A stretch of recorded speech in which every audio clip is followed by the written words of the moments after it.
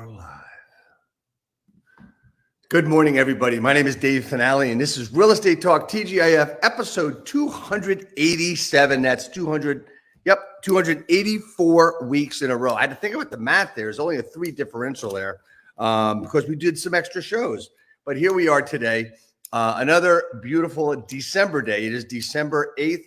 2023. If you are looking at the numbers and want to make sure what day we're at, because we'll talk a little bit of things that are time sensitive. But today we have Kyle Kovats. Now, the history between myself and Kyle is not much, but I will tell you that my history with his family is because the Kovats School locally in northern New Jersey, Paramus, New Jersey, right now, right, Kyle? It's in Paramus now. Yes. Right, and he is the owner of the Kovats School, and I got my pre-licensing there many years ago, as well as my broker licensing there many years ago. So, Kyle, I want to welcome you to the broadcast. We're going to talk about things that you have done. I've heard so much about you over the years, and we're going to share that with everybody. So before we get started, got to go to the video. Right, Nelson? Hit it. Real estate agents, are you looking to acquire clients consistently to grow your business and income for a great lifestyle? Well, this is Dave Finale, and I'm here to bring you the Real Estate Skill Builder broadcast, Real Estate Talk TGIF, brought to you by Real Estate Skill Builder and the Modern Agent team. Good morning, everybody. This is Dave Finale again, which is Real Estate Talk TGIF, and this is brought to you by njheroesprogram.com, a new project that I've been working on to help heroes buy and sell real estate here in New Jersey. So it's njheroesprogram.com. See if you qualify, and we're glad to help you buy and or sell a home. And today we are with Kyle Kovats, who is the CEO of Kovats Real Estate School, as well as CEO of Kovats Multifamily, which has a lot to do with a lot of different things, and we're going to get into that. But Kyle, before we get started with your story, your journey, and our process today, I need to ask you the one question. And if you've seen any of our broadcasts, you might know the answer. And the question is, what does TGIF stand for? Thank God it's Friday. So it's really impressive that you came up that far, but it is not correct. It is thank God it's finale. That's plain and simple what it is. So we have to use it's our broadcast. I just dropped my pen. Hold on one second. There we go. But I do take notes during these sessions. Anyway, Kyle, thanks so much for coming on. We talked about the Kovats School. We talked about Kovats Multifamily, but you didn't start there, right? So, I mean, yes, the school was in your family and stuff, but talk to me about, how you got into real estate, how you decided to go to where you are today, because you've had quite an interesting journey through investment, through sales, et cetera. So talk to me about that. Yeah. So I got my real estate license right when I graduated high school. I didn't do anything with it for the first year. I didn't even hang my license anywhere. I just took the class because my grandfather was teaching the class. And then the summer after that, I started doing rentals in Hoboken. That's what I did full time that summer, rather than intern, at a different business. I was just doing rentals in Hoboken, and it's kind of quick, simple, relatively easy. And I liked it. I was making good money. So I continued to do that throughout college. And then once I graduated, I kind of had different options when you graduate college. Do you want to go, take a job? Do you want to go, into sales? What do you want to do? And for me, I was like, you know what? I'm doing pretty good. I'm pretty young, and, let me just give this a shot. Let's see how it goes. So I started doing residential home sales in the Essex County burbs. My mom lived in Roseland. She still lives in Roseland. I'm moving back to Roseland now. And I decided at that point in time, that was the area I wanted to focus in because I saw myself kind of living there in the future. Right. So for me, I, kind of jokingly said that my friends, they were lucky if they made it home at night, let alone were capable of buying a house yet. So I had to find just all different ways to find clients. So for me, that meant making cold calls. That meant going door to door. That meant doing all the crap that nobody else wanted to do because I didn't have this Rolodex of clients that I built up for 20, 30, 40 years in some cases, like the other local realtors. So I did that. And for about 3 years straight, I would make anywhere between 300 to 500 cold calls per day. On average, over the course of a 7-day week, about 2,500 cold calls. And it was really effective. So By the end of my first year full-time in the business, from July 1, 2013 to July 1, 2014, I closed about 5 million in sales, 4.9-ish to be exact. So that was 7-1 in what year was that? That was 7/1, 2013 to 7/1, 2014. Okay, cool. And then I just kept doing, I was consistent. I kept doing what I had been doing. I did that for the next year as well. And the following year, I wind up selling a 10.9 million. And then the year after that, about 16 million. And I was doing all this as a solo agent, completely and totally by myself. Just kind of doing the old school things. We were in a new school age at that time where everybody was like internet, social media, internet. Right. And I was like, well, Right. if everybody's doing that, why don't I do the things that nobody else is still doing? Why don't I do the things that gets me in front of people proactively rather than reactively waiting for people to reach out to me? So I was, very successful with that. I ended up making a bunch of money from that. I took that money and I started doing some flips, some subdivisions, some Airbnb investments, stuff like that. The thing that I learned, though, is that every time you do one of those, you're kind of buying yourself a job. If you're doing a flip, you got to kind of babysit in some case the contractor. If you're doing a subdivision, it's a lot of work to get it approved. You just have to hire the right people, but finding the right people, that's, the tough part, right? Doing Airbnbs, I was an idiot and I was self-managing them. So I was also playing the role of maid, leasing agent, everything. So it was at that point in time where I said, you know what? Let me find some way to invest in real estate that allows my money to work for me as opposed to me working for my money. And that's when I started passively investing into real estate syndications as a limited partner down in Texas, mostly. And the money was great, right? Because anybody who invested between, let's say, 2012 to call it 2021, if you had a pulse, you were making money. So the money was really good. I wound up joining a networking group based down in Dallas because I wanted to find more people to invest with because I was making so much money in these limited partnerships as a passive investor. But through that group, I wound up meeting two guys who I wound up partnering up with. And, we started putting those deals together. We started buying apartment complexes and taking on investors. And that kind of leads me to, I guess, where I am today at this point. All right. So you're into all these different things, and you come up. You've done the hard things, right? So I want to go back to a couple of things if I can. 300 to 500 cold calls a week, a day, right? I'm sorry, a day, 2,500 a week. Excuse me, right? So how did you actually do that? Did you have a dialer? What did you use? What system did you find best for yourself?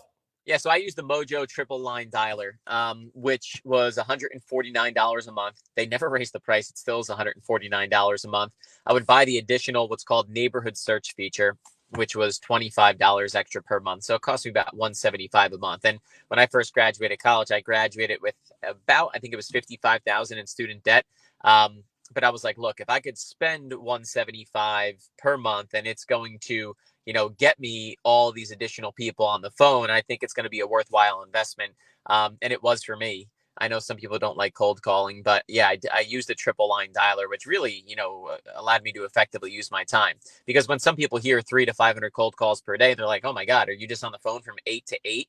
No, realistically, that was like 2-3 hours at most per day. Right. So I want everybody to understand that there's a reason I'm going to bring this up and talk about this for a couple of minutes. And the reason is because we're coming across, it's December, the January starting. So if people really want to hit the ground running, this is probably the best way to do it. And understand that these 300 to 500 calls a day were dials made by the dialer. How many people did you wind up actually having conversations with out of those 300 to 500? This is one thing that might bother people, but go ahead. Yeah, my contact ratio when I first started doing it was actually close to 20%.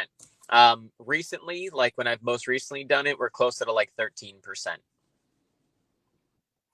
Okay, that's still not a bad number, man. If you're making, let's just go, bring it down to 200.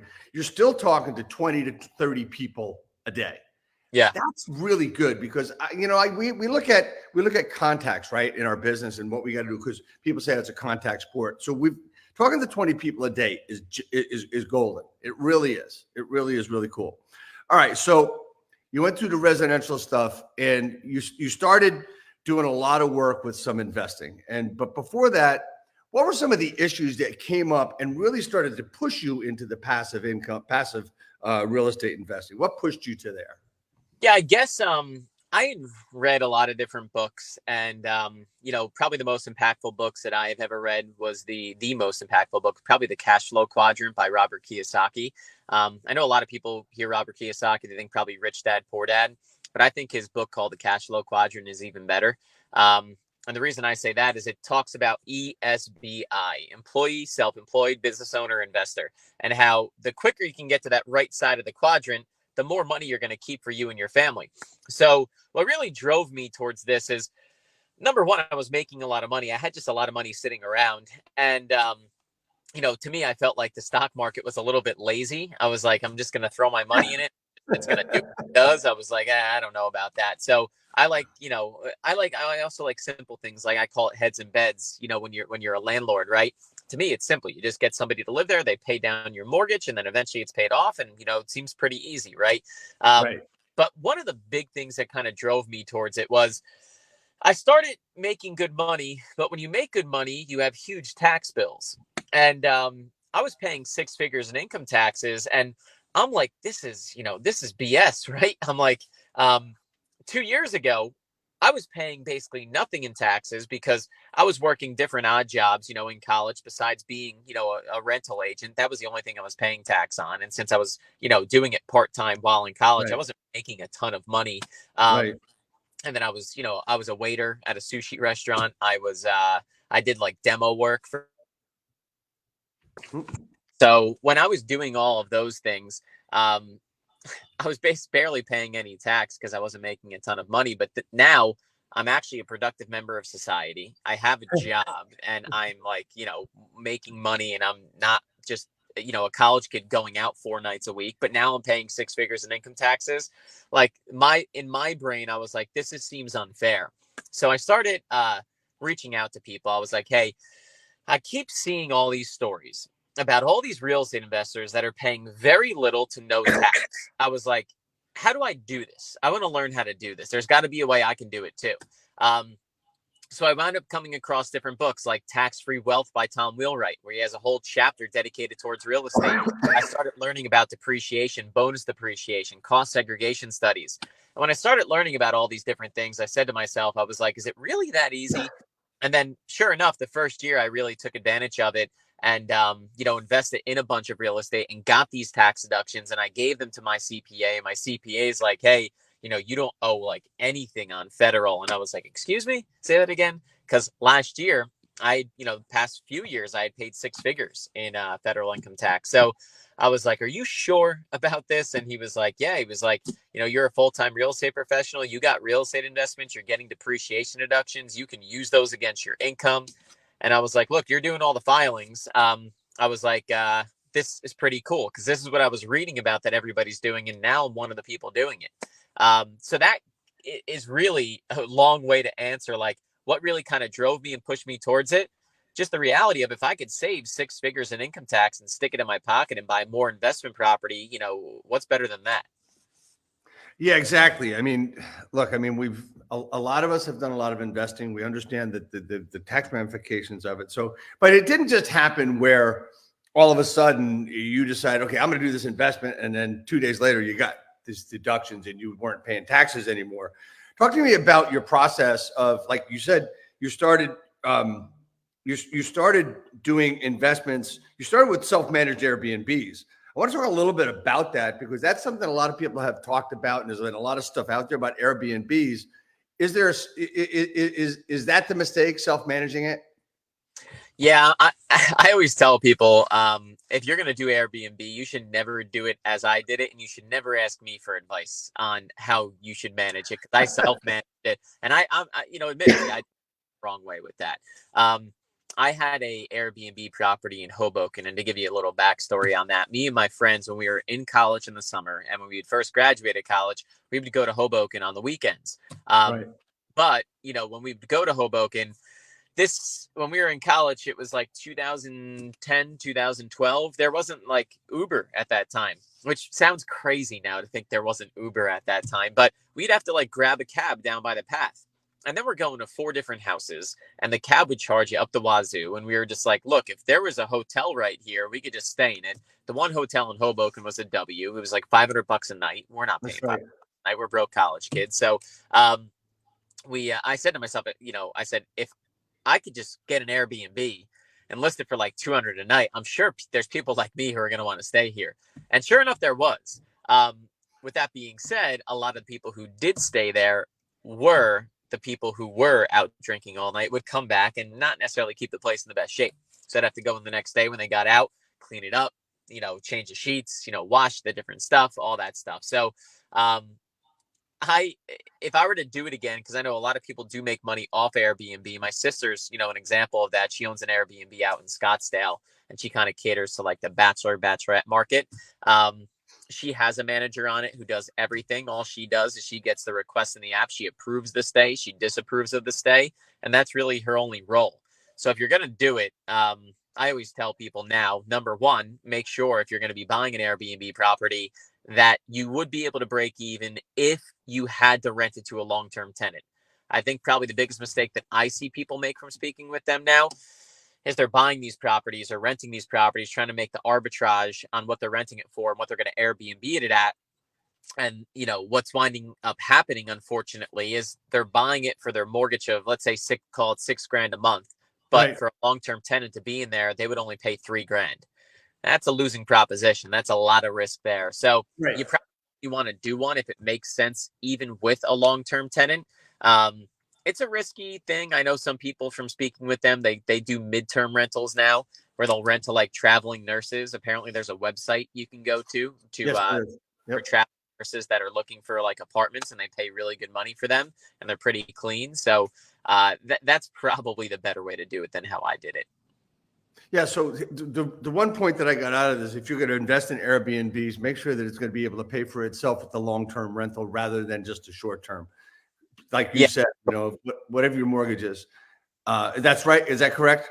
definitely. So, just my history was my dad was in real estate for many, many years. It was actually his hobby. He was a dentist and he bought a lot of real estate. And that's where I learned, and that's how I got into it. And the man never ran a number.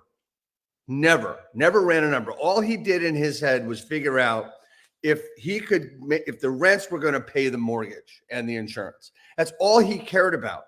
If it broke even or maybe even lost a couple of dollars, he was good with it because the one thing he knew was that it was always going to go up in value. Right.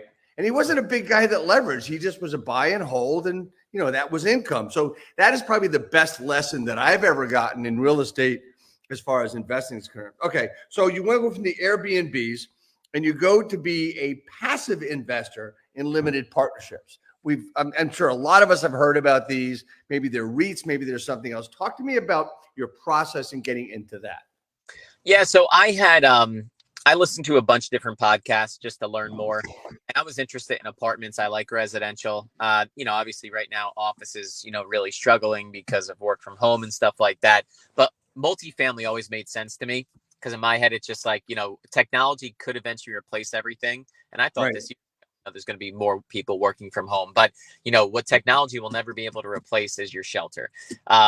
So I was always very long-term mindset on multifamily. So as I was listening to one of these podcasts, there was an event in Vegas for multifamily syndications. And I was like, I want to learn more about this. So I went out to the event. I met some guys who were doing deals. They were buying, at this time, $5-10 million apartment complexes and raising money from investors. So I asked them, I was like, what are your returns on these? They were telling me the returns seemed pretty good. Traditional historical average, was 15 to 17% annualized. I was like, well, that's nice. That's double the stock market average.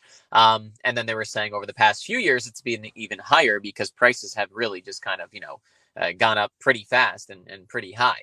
So I was like, all right, let me get some exposure in this. I invested in the first deal as a passive investor. First quarter, I got a quarterly distribution check. Wasn't a ton of money because the first couple of years, the distribution checks will be lower because that's when they're doing the renovations and whatnot. But I was like, okay, this is cool. That deal sold within like 2.5 years. On my 100 turned into like 185. And I was like, oh, that's nice. And then I, kept investing in more and more. And I had invested as a limited partner into about 25 different syndications for multifamily, majority of which were in Texas, before I even did one as a general partner. Because to be honest, when I first started doing it, I had zero intent of ever being a general partner. And the reason why I had zero intent was because I was like, limited partner's nice. You just kind of hand your money off and it works for you. You do no work. So I like that, right? Yeah. And then eventually, when I was investing in all these deals as an LP, as a limited partner, I started getting the monthly reports every single month with the financials and all that kind of stuff. I started getting really interested in them. And I said, you know what? I think I could do this. And I've invested in so many different deals. I've seen what's gone good. I've seen what's gone bad. I've seen the good operators, the bad operators. I think I can get a team together and do this. And then that's when I, had joined that networking group a year prior. And I was talking with these guys. Right. I ended up partnering up with them. And I said to myself, hey, I've made a bunch of money doing this. If I could share these opportunities. Lost them. Are you back? I'm here. Yeah. Yeah. It's just my alarm keeps going off from before. But what I basically said to myself, I said, if I can bring these opportunities to other people where I've made a bunch of money, I'd be doing right by them. And then, yeah, we did that. So, as an example, I give this example, but I want to preface it by saying this is the exception rather than the norm because of what the market was like at that time. But we bought our first deal as general partners. We went under contract in late 2018. We closed in February of 2019. We bought a 120 unit complex out in Phoenix. We bought that for roughly about 11.6 million bucks. We put about $700,000 into it, and we wound up selling it in November of 2022 for 25 million. And our investors on that deal, somebody who invested 100,000, had their 100 turn into roughly about 400 over the course of 3.5 years. As I say, though, that is the exception as opposed to the norm. We operated it well. We kept occupancy high. We raised rents well. But look, let's be honest. When rates go to zero, you're going to benefit from that if you own real estate. Because if interest rates go to zero, the cost of debt is extremely cheap for buyers, and then a buyer Right. can pay a lot more than they, would have otherwise been able to. So I'm not shy about saying that, when I invest in these deals, realistically, what I expect is like a 15 to 17% average annualized return, where my money doubles over like 6 years. I'm not expecting it to quadruple over 3. So I do want to preface that statement by, clarifying that. So one of the things that's really important I want people to understand is that this is not, an overnight fortune making system. What it is it's a passive income system, passive situation where if done right and done multiple times, you could actually make a living at it. For sure. Yeah. I mean, you definitely can. Like, realistically, if I wanted to just stop, if I wanted to sit on a beach every day, I could do that. Right. But I would get bored. So I do still teach real estate at our real estate school. I do still sell homes locally here. So I would just get bored if I was just like, collecting, we call it mailbox money. But there's other people who would be fine with that. Some people would be like, give me my pina colada. I'll go sit on the beach. That everybody's going to be different. But yes, you could make a living off of that. Yeah, you really could. I mean, it's just a matter of getting started. How does one get started? I mean, are there limited partnership situations out there, investments, passive investments out there today? And how does one find them? Yeah, definitely. So the past year transaction volume on like the multifamily side, which a lot of them are syndicated, is down like 70% because interest rates got high, and there's definitely a price discovery right now where the sellers want to get and what the buyers are willing to pay. That has led to a drop in transaction volumes. There's not nearly as many opportunities today as there was, let's say, call it 2 years ago or so. Right. But the way I found to meet these people is I would go to events that were geared towards syndicators, because I would say, well, if I want to find syndicators, I'll just go to the events where, they're geared towards them. I would go to those events. I would typically walk around the room and I would ask people, hey, who's somebody that you recently invested with who you had a good experience with? And I would wait until the same name came up about 2 or 3 times. And then I would look for that person.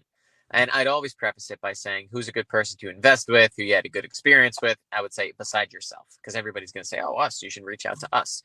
But I would wait for the same name to pop up 2, 3 times. I would then seek that person out and I would say, hi, my name's Kyle Kovats. I'm an investor from New Jersey. I'm looking to get some exposure investing in properties down here in, let's say it was Dallas. or in Phoenix or wherever I was at the time. Can you please add me to your investor distribution list? And they all would. I'd bring business cards with me, and I would say, do you have a card on you? And if they didn't reach out to me, I'd be sure to reach out to them, get on their distribution list. And then when they find a deal, they would email me and they would say, hey, we're going to have a webinar on Thursday at 5 o'clock to go over the details of this new deal that we're purchasing. Minimum investment amount is going to be, it's typically 75,000. So then I'd go on the webinar, I'd see how it looks. I would see, hey, this looks good. Hey, I don't know about that one. And then ultimately make a decision. Am I going to invest in this or am I not going to invest in this?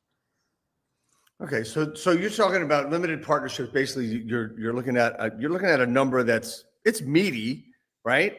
75 to 100K is a meaty number, but it is doable. So you go from the passive income pieces, and then you went into actually being a general partner. Talk to me about that transition. Yeah, so that transition was just from me, being an LP in about 25 deals and going through the monthly reports. And as I was going through the monthly reports, just, starting to understand things, starting to comprehend things. Now, I own smaller investment properties myself, but, obviously this is at a larger scale. I wanted to understand how they were being operated, what was going good, what was going bad, what are some common surprises that keep popping up in all these different deals I'm invested in. Well, if they keep coming up, there probably shouldn't be surprises, right? So, Right. And then I took different courses on like how to financially model and how to financially underwrite, these deals and stuff like that. So, after doing all of that, I felt confident enough where, let me find a couple partners who have actually been general partners on deals before, and let me see what value I can bring to the table for them. I found my two partners. I shared with them my experience. I started off in the business doing rentals, doing just leasing, dealing with tenant management. I've owned smaller multifamily. And, unlike you guys who live in Texas, I would say to them, I live in New Jersey. I have a different crop of people I know as far as investors are concerned than you have. So if we put our forces together, perhaps maybe, we could take down bigger deals than, either of us do by ourselves right now. So it ended up working out, and we've been partners now for, going on 5 years. And we've done a bunch of deals together at this point. It's the going from the passive income of limited partnership and to being the general partner is really a pretty cool transition. I mean, I've looked at it. I've been involved in limited partnerships. I've been an owner and investor myself, an owner investor with family. So I've seen a lot of it. And I've got you name it. I did it. Like you started out, down in the literally in the trenches as I did many more years ago. And we learned how to take care of people. We learned how to take care of things. But when it comes to real estate, I mean, you've got a couple of different avenues. You've got the school, and you've also got you've got the basis from where you started. And one of the things about this broadcast, Real Estate Talk TGIF, is all about giving back to the real estate industry, the real estate agent, the real estate team leader, brokers, whatever. And that's not for this conversation, what our opinions of that is. But the whole idea is that, you've given a really great perspective on different types of real estate investing. It all comes down to, though, Kyle, getting started. Now, one of the things, you may have been one of those people that when you were in college, you were going to say that maybe I'll go into real estate, right? Because let's face it, I don't think there's many agents that you can talk to today that when they were in college, they said, I'm going to be a real estate salesperson. I don't think many people say that, right? I started in college as well, in the same area. While you were in Hoboken, I was doing it in South Brunswick. So anyway, so it's pretty similar paths. But the question I have for you is, I know getting into the phone calls and getting into the cold calls and everything else, you call them all cold calls. They were for sale by owners, they were expires, they were everything.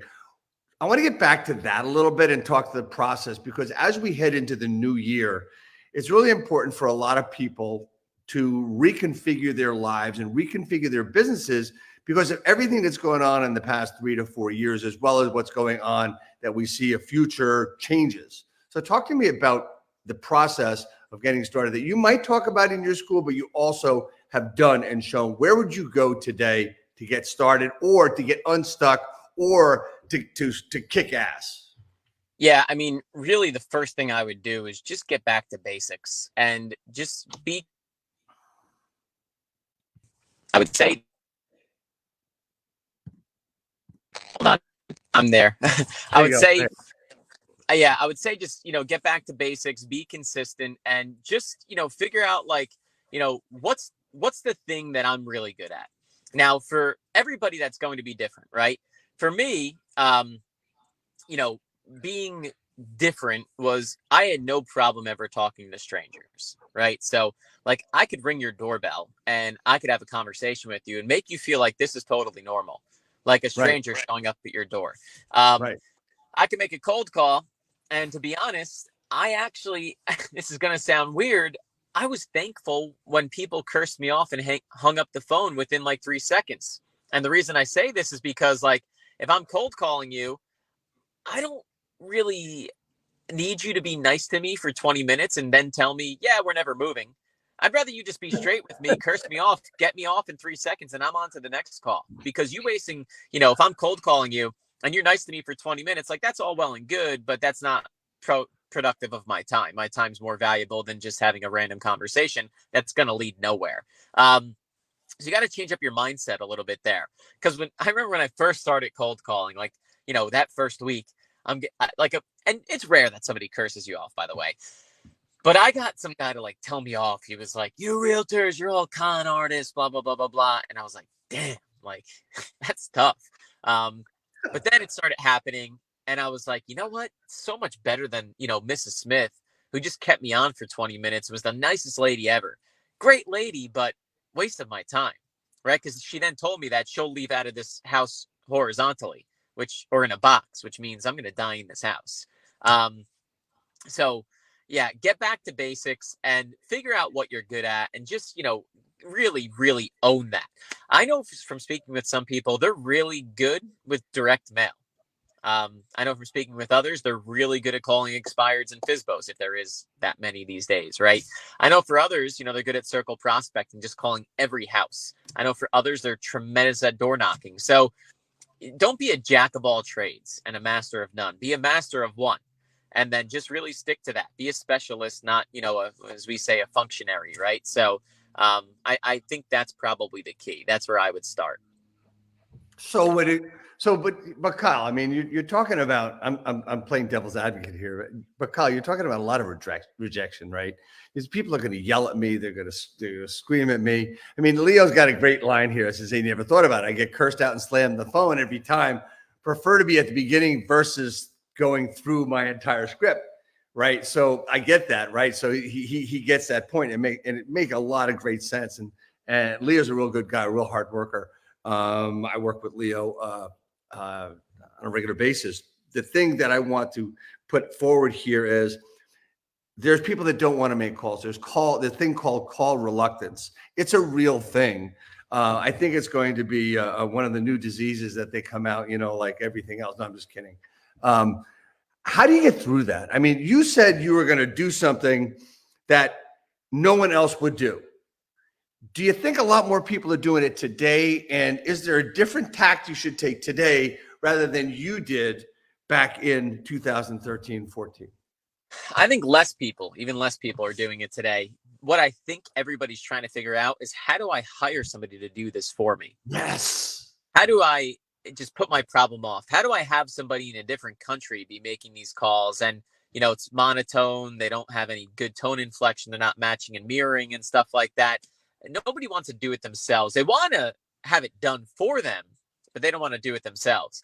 Here's the thing. If you're making a cold call to a homeowner, the chances are low that you're setting an appointment already.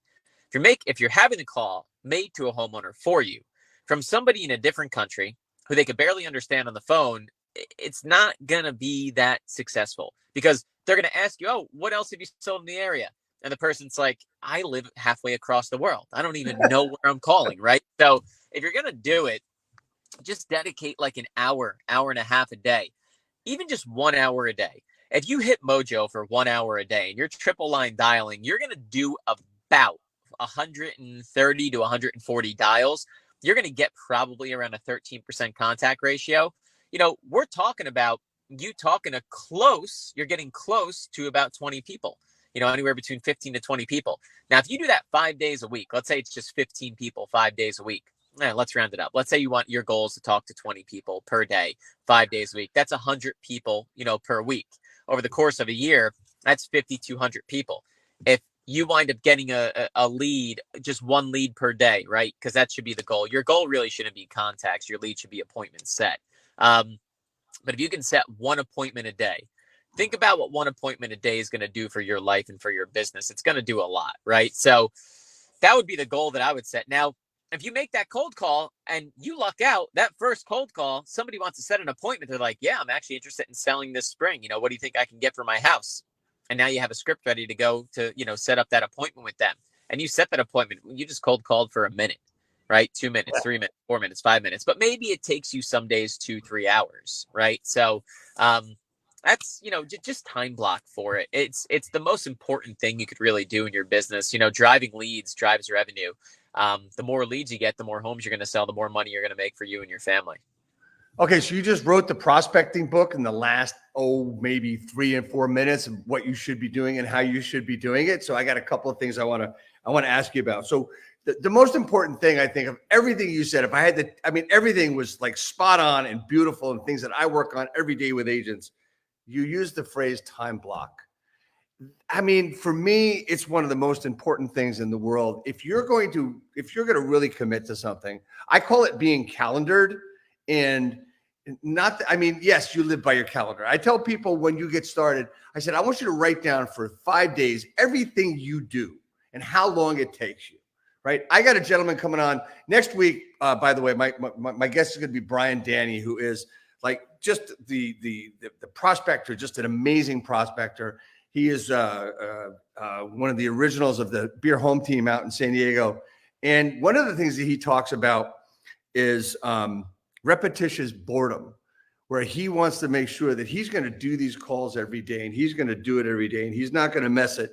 He has his shower set up on his calendar. He's got his time with his family on his calendar.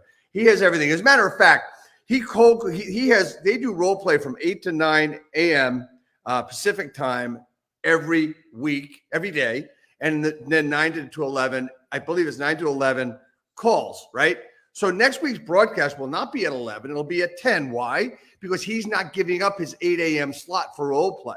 So he'll be on with 7 a.m. Pacific time with me next week. And that's really important. The point I make about Brian is that he's got everything calendared. He's got his calls set up. He's done his research before that time in the morning. You talked about Mojo Dialer. There's a lot of things out there to use. And I know a lot of people get caught up in the bullshit of, which one do I use? I got to do research on this one, research on that one. Is it like a CRM? It's the best one is the one you're going to use? I use it as a CRM as well. So you can put reminders in there that will auto text you. It has a triple line power dialer. I found it to be effective. Now, with that being said, to be honest, I've never tried a different system, so I can't really compare them. But I've had no reason to try another system, I guess is probably the other way to put it. Another system I used for, if I wanted to get some texts in is batch leads. Batch leads I found to be really effective too. And people definitely do answer at a higher clip on text as opposed to cold calls. Okay. You might get a contact ratio of closer to like 40% on a text as opposed to 13% contact ratio on a call. But yeah, Mojo, you have CRM built in there as well, which is. There he goes with another alarm. He'll be back in a second. There he is.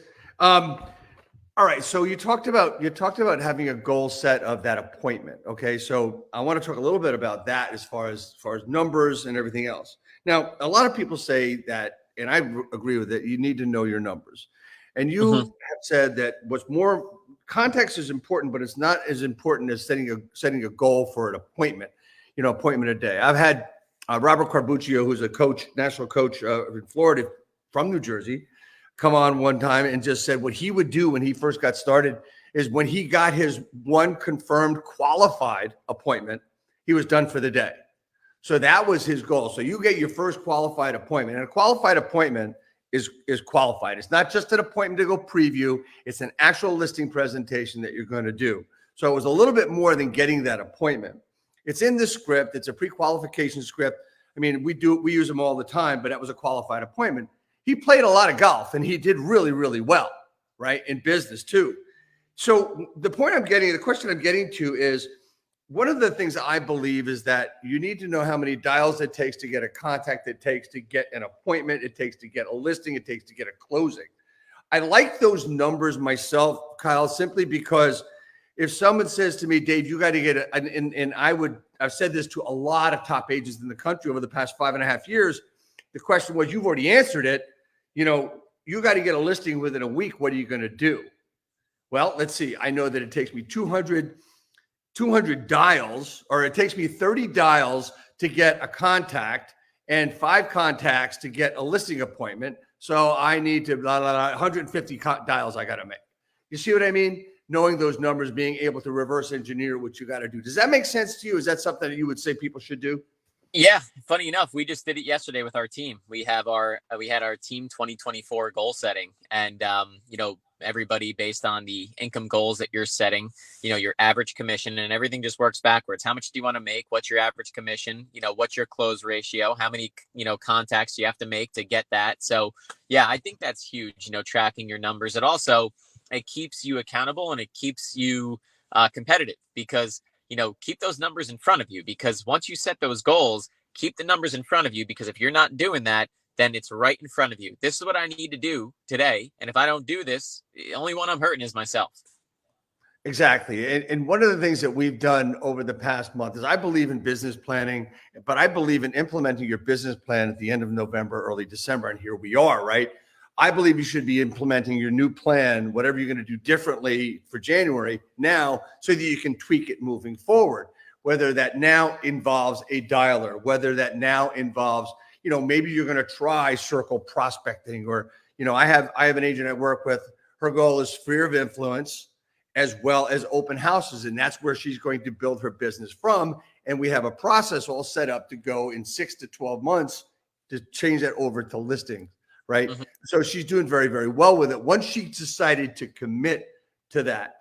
So one of the things that I've got coming out starting next week is a series on my Modern Agent Mastery Instagram page, is planning what you're going to do to implement your plan. It's one thing to have a plan. It's another to implement. And you just did your planning session with your team. Talk to me about, you started with goals and you worked your way back. How was that received, and will everyone actually implement and commit to their plan? That's more of the question than anything else. Received well.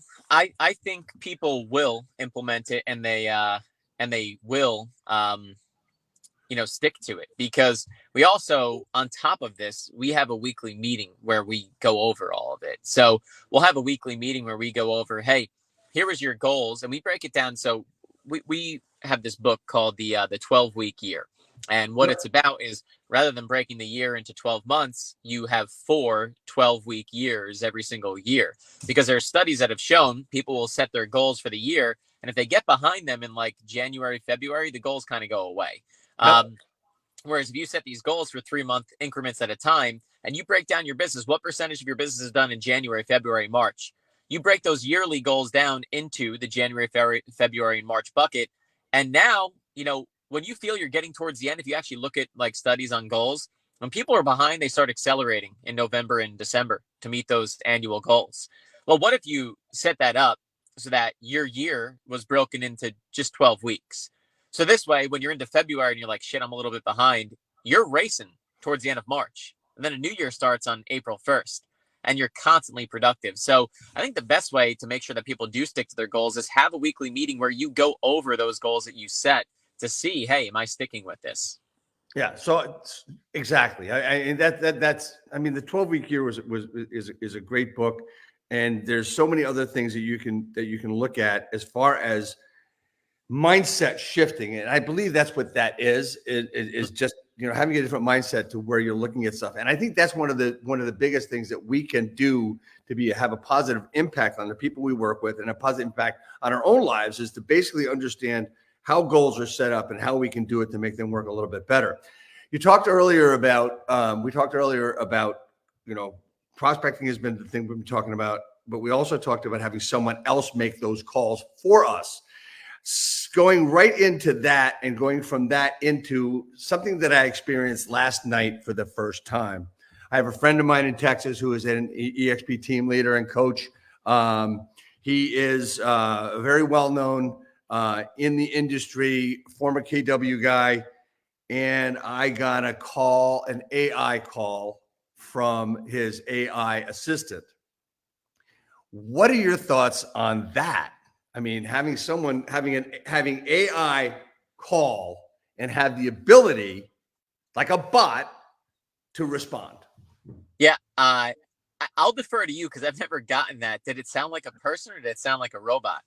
Okay, so I really thought it was very cool, and you know, unfortunately, I learned from my dad how to handle calls. You know, it was like either hang up on them or yell at them and stuff. And that, I mean, that's we learned that from our parents sometimes, you know. And but I was listening to it. I heard the name. I said, okay, I know this guy. Why is he calling me? Because we're in the same company. Why? Yeah. I mean, but it had nothing to do with recruiting. It had to do with supporting, you know, each other in the company. And I said, I was stupid because I said, you know, I'll talk to him only. Okay, I'll set you up with, I'll transfer to him right now. And I hung up, and that was a mistake, right? I should have let it go through to see if that was going to happen. It sounded very good. It did sound a hair robotic. I don't believe that having a VA from anywhere in the other than New Jersey to help you cold call or help you make calls makes sense. I don't believe AI should be doing your work for you. I believe AI is a great tool. I don't think it's ever going to replace anybody in our industry. Writers and books and stuff, that's a little bit different.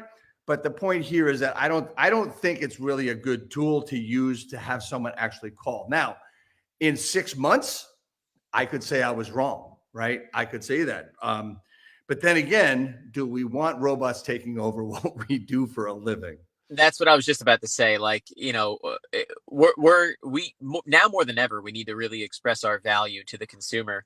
And the consumer is like, hey, I can automate all this. Well, if you're starting to want to automate yourself, they're going to say, see what I mean? Right. So I think now more than ever, we have to showcase our value. Yeah, I want to get into one thing real quick, and this is really important. And we hear this everywhere, every convention, seminar, conference. Show your value, which you just said. Okay, really quickly, as a listing agent and a listing appointment, what do you do to show your value? What is your value? Yeah. So I work with the Sue Adler team at Keller Williams, and we are the #1 agents in the alarm keeps going off, but that's the last time.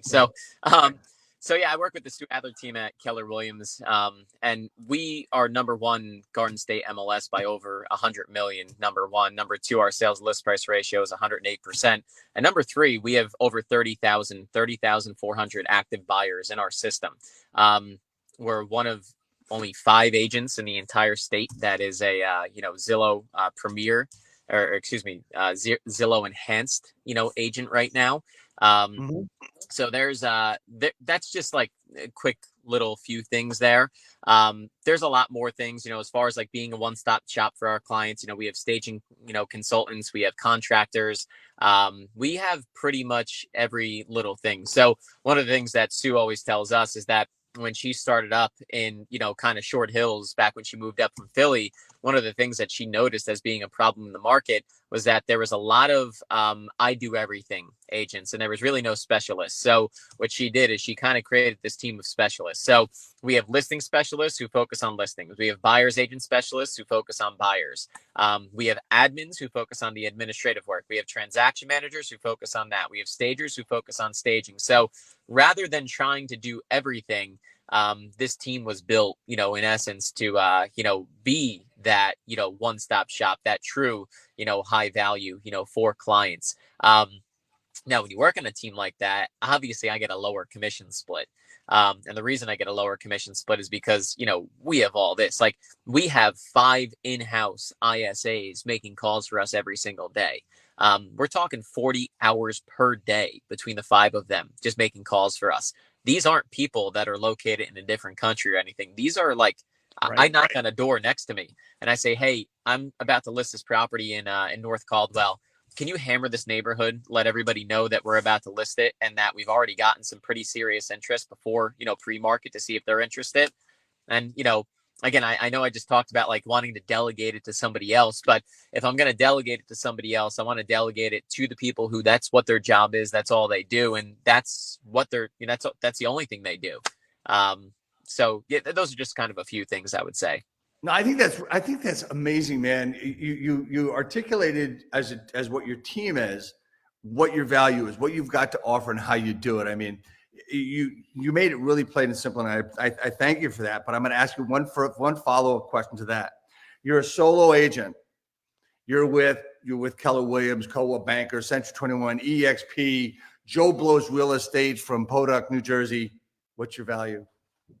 My value is I'm just going to make this process easy for you. My whole value is I'm going to make this easy for you, and I'm going to, be a fiduciary for you. So the way that I view this is, there's salesmen and there's fiduciaries. A salesman's going to try to talk you into a sale. A fiduciary is going to try to talk you out of a sale. So my job for you is to talk you out of a bad decision, not talk you into a sale. I think that's probably the number one thing I would say. So I want to thank you for that. That was really, really good. That was really great. I mean, because you hear this value thing, this word all the time. Show your value. Show your value. I have agents come up to me that are new agents and say, "What's my value? How do I know what to say? How do I know what to do?" And I just said, look around you and think about what it is, and then let's have a conversation about what you're good at or what you will be good at. Shit, I mean, I could be your value, right? Because I'm working with you, I'm mentoring you, I'm coaching you. That could be your value. The cold calls you make, that's your value because you're always looking for business. There's a lot of value to that. Anyway, man, look, we've gone. It's been a really great broadcast. We've dove into a lot of different things we don't really get into with the investing and stuff, which was really great. The Airbnbs, et cetera. If you were a stuck agent or a new agent going into 2024, what would be a simple bit of advice you would give that person? I would subscribe to Mojo Power Dialer, and I would dedicate 90 minutes per day for making calls. I think if you can do that for even just 5 days a week, I think by the end of the year, you will say my entire business has just been transformed. And, on top of that, obviously learn your scripts. It's one thing to just make calls, right? It's another to, kind of get your scripts down as well. Now, part of getting those scripts down will be on those calls when you field these questions and you start saying, okay, I didn't have a good handler for that objection. Let me talk to somebody and let me kind of role play it with them. How would they handle that objection? But yeah, make calls, Absolutely. 90 minutes a day. I think that's all it takes. All right, Kyle, 2 quick things and we're going to be done. Again, thank you so much. Number one, how do I help you grow your business? Yeah, if you know anybody looking to get their real estate license, at Kovats Real Estate School, my grandfather started the school in 1973. He ran the school until about 2013. He had passed away in 2014. That's when I had taken it over. I teach the class 2 out of the 3 days. 2 out of the 3 weeks if people take our daytime class. I teach our night classes as well. So anybody who is looking to get licensed, get into the business, we certainly would appreciate any referrals for that. Can certainly guarantee we'll take good care of them. That's really it. Just always trying to, grow the school for me. What's important for me, and I'll just be honest, we don't make a ton of money off the school, right? But what's important to me is keeping my grandfather's legacy going. And that's why I still do run the school. It's the thing that takes up the most of my time and where I make the least amount of money. But I think family is just a little more important for me rather than just, letting it go by the wayside. Well, man, I would say hats off to that, but I got to put one on because, I mean, this is your hat, right? Thank you. I appreciate it. So, hey, man, I want to thank you so much for coming on today. Learned a lot. Hopefully, created a new friend, and we can collaborate on things going on. Hey, everybody, we have Kyle's information is on the screen at Kyle.Kovats. kylekovats@gmail.com, kovatsschool.com, and on X @kovatsmultifam to get some more information from and to connect with Kyle Kovats. Kyle, thank you so much. Just hang out for a second real quick as we go to the end. And everybody, next week, we've got the great Brian Danny, as I have mentioned earlier today. Brian's going to be on. He was on over a year ago. We're going to talk about prospecting in 2024. Can't wait to have him on next week. Just a great guy. And we keep going with great individuals on this broadcast. Kyle, thank you so much. Hit the videotape, Nelson. Thank you.